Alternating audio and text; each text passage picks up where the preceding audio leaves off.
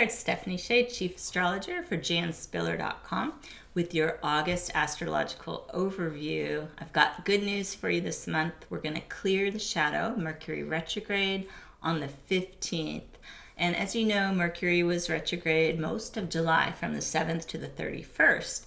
And even though it's stationed direct on the 31st, we're still feeling the final effects of this through the first few weeks of August, with Mercury as the planet of communication, information, even technology. You may feel like you're experiencing some glitches and it's trouble to connect with others. This should lighten up after the 15th, and you can use the first few weeks to kind of put a wrap on things that you've started and plan to make your new agreements, commit to your new projects after the 15th. We've got Jupiter stationing direct on August the 11th. This is going to be very beneficial, supporting that forward momentum during the second part of the month. Jupiter is the planet of luck and opportunity.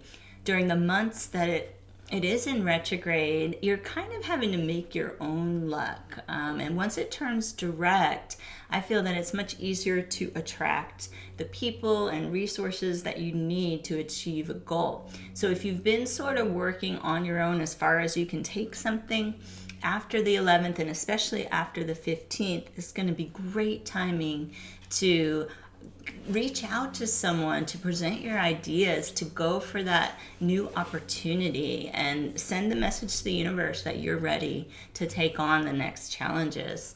We've got on that very same day, August 11th, the planet Uranus stationing retrograde. So when I'm speaking of these outer planets going retrograde, it's not the same as a Mercury retrograde. Mercury is much closer to us. It's a personal planet. We often feel the inner planet retrogrades in our day-to-day lives. But Jupiter and Uranus stay retrograde or in direct motion about half the year. So this is more of a backdrop when I'm speaking about these. Uranus turning retrograde, I think, has to do with us accessing some of our own ideas and perhaps ones that have been hidden from us. I think because Uranus rules anything that's unconventional. It can be those things that were like an aha moment, and then we thought, oh no, that's too weird, and it gets filed in the back of our minds. Well, Uranus retrograde is a fantastic time to pull up those files and really review your ideas. Maybe they're not too weird. Maybe there's other people who think like you, who want to collaborate. Be thinking about this, especially in terms of money making, because Uranus is moving through the sign of Taurus, which has to do with money and other material resources.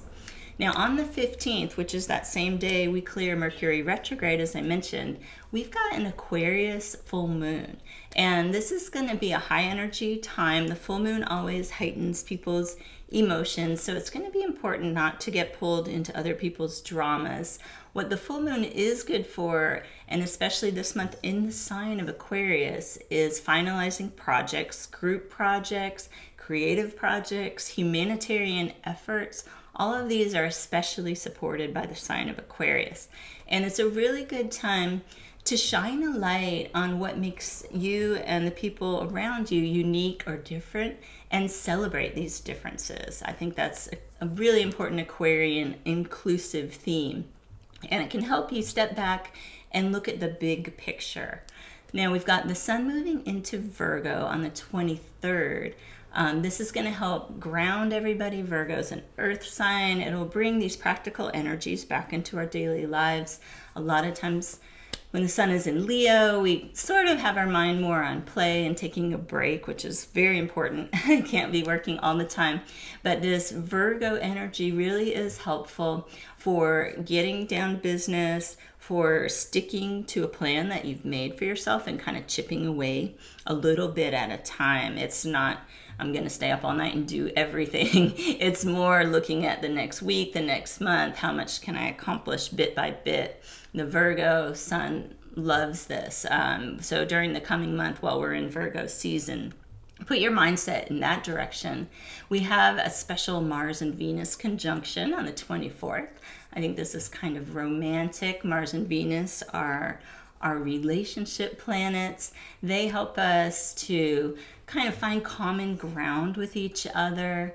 And whether or not you're in a partnership, I think Mars and Venus conjunct can help you get on the same page with anyone that you have a special relationship with, including yourself. And this only happens every couple of years, so it's initiating a new relationship cycle. If you are single and you meet someone around this time, I think it's rather significant. You're probably ready for a new relationship, and the astrology is supporting it. When Mars and Venus come together, they're expressing in the sign of Virgo.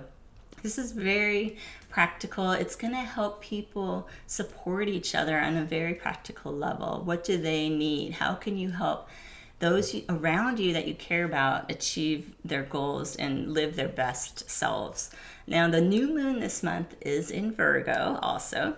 So you can see the end of the month is all about Virgo. And this is great because a lot of people like to set intentions related to health and wellness. And this is your new moon to do that. It's on the 30th.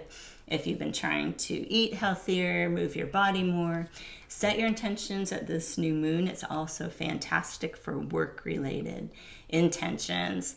So I encourage you to make the most of this month's astrology. If you'd like to learn more, I encourage you also to go to janspiller.com, and you'll be able to read articles and horoscopes that I write that will go even more in depth about the upcoming astrology so you can make the most of it.